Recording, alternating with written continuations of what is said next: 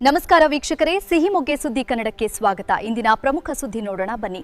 ಕರ್ತವ್ಯದಲ್ಲೇ ಜೀವ ಕಳೆದುಕೊಂಡ ಎಎಸ್ಐ ಕುಟುಂಬಕ್ಕೆ 1,08,00,000 ಪರಿಹಾರ, ಸ್ಯಾಲರಿ ಪ್ಯಾಕೇಜ್ ಮಹತ್ವ ಸಾರಿದ ಎಸ್ಪಿ ನಿಖಿಲ್.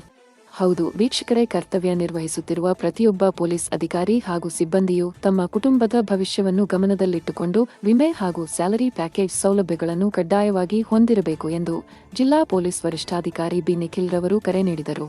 ಜಿಲ್ಲಾ ಪೊಲೀಸ್ ಕಚೇರಿಯ ಸಭಾಂಗಣದಲ್ಲಿ ನಡೆದ ಕಾರ್ಯಕ್ರಮದಲ್ಲಿ 2 ತಿಂಗಳ ಹಿಂದೆ ಶಿರಾಳಕೊಪ್ಪ ಸಮೀಪ ಸಂಭವಿಸಿದ ರಸ್ತೆ ಅಪಘಾತದಲ್ಲಿ ಮೃತಪಟ್ಟಿದ್ದ ಆನವಟ್ಟಿ ಪೊಲೀಸ್ ಠಾಣೆಯ ಅಸಿಸ್ಟೆಂಟ್ ಸಬ್ ಇನ್ಸ್ಪೆಕ್ಟರ್ ಬಸವರಾಜು ಅವರ ಕುಟುಂಬಕ್ಕೆ 1,08,00,000 ರೂಪಾಯಿ ಪರಿಹಾರದ ಚೆಕ್ ವಿತರಿಸಿ ಅವರು ಮಾತನಾಡಿದರು. ಬ್ಯಾಂಕ್ ಆಫ್ ಬರೋಡಾದ ಸ್ಯಾಲರಿ ಪ್ಯಾಕೇಜ್ ಯೋಜನೆಯಡಿ ಅಪಘಾತ ವಿಮೆ ಸೇರಿದಂತೆ ವಿವಿಧ ಸೌಲಭ್ಯಗಳ ಮೂಲಕ ಒಟ್ಟು 1,08,00,000 ಮೊತ್ತವನ್ನು ಮೃತ ಎಎಸ್ಐ ಬಸವರಾಜು ಅವರ ಕುಟುಂಬಕ್ಕೆ ಹಸ್ತಾಂತರಿಸಲಾಯಿತು. ಈ ವೇಳೆ ಮಾತನಾಡಿದ ಎಸ್ಪಿ ಬಿ ನಿಖಿಲ್, ಪೊಲೀಸ್ ಸಿಬ್ಬಂದಿ ಹಗಲಿರುಳು ಎನ್ನದೆ ಸಮಾಜದ ಸುರಕ್ಷತೆಗಾಗಿ ಸೇವೆ ಸಲ್ಲಿಸುತ್ತಿದ್ದಾರೆ.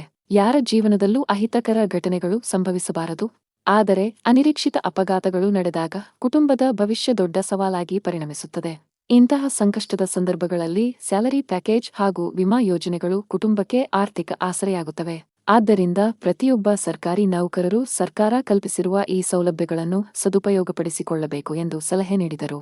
ರಾಜ್ಯ ಸರ್ಕಾರಿ ನೌಕರರ ಸಂಘದ ರಾಜ್ಯಾಧ್ಯಕ್ಷ ಸಿಎಸ್ ಷಡಾಕ್ಷರಿ ರವರು ಮಾತನಾಡಿ, ರಾಜ್ಯ ಸರ್ಕಾರದ ಎಲ್ಲಾ ನೌಕರರು ಬ್ಯಾಂಕ್ ಹಾಗೂ ಅಂಚೆ ಕಚೇರಿಗಳಲ್ಲಿ ಸ್ಯಾಲರಿ ಪ್ಯಾಕೇಜ್ ಖಾತೆ ತೆರೆಯುವಂತೆ ಆರ್ಥಿಕ ಇಲಾಖೆ ಸೂಚಿಸಿದೆ.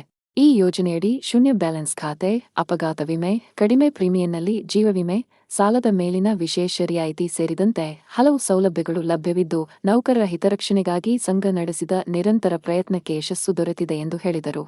ಇದೇ ಸಂದರ್ಭ ಭಾವುಕರಾಗಿ ಮಾತನಾಡಿದ ಮೃತ ಎಎಸ್ಐ ಬಸವರಾಜು ಅವರ ಪುತ್ರಿ ಕುಮಾರಿ ಯಶಸ್ವಿನಿ, ತಂದೆಯವರ ಅಕಾಲಿಕ ನಿಧನದಿಂದ ನಮ್ಮ ಕುಟುಂಬ ಸಂಪೂರ್ಣವಾಗಿ ಕಂಗಾಲಾಗಿತ್ತು.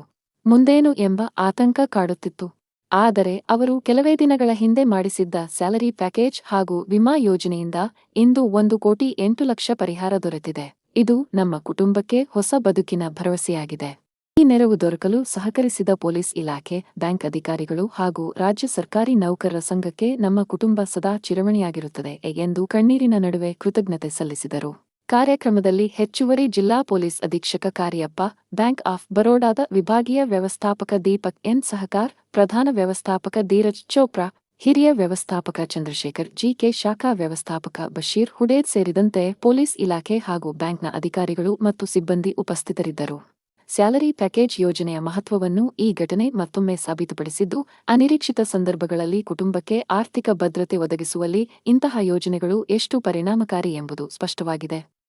ಇಂತಹ ಇನ್ನಷ್ಟು ಸುದ್ದಿಗಳಿಗಾಗಿ ಫಾಲೋ ಮಾಡಿ ನಿಮ್ಮ ಸಿಹಿ ಮೊಗ್ಗೆ ಸುದ್ದಿ.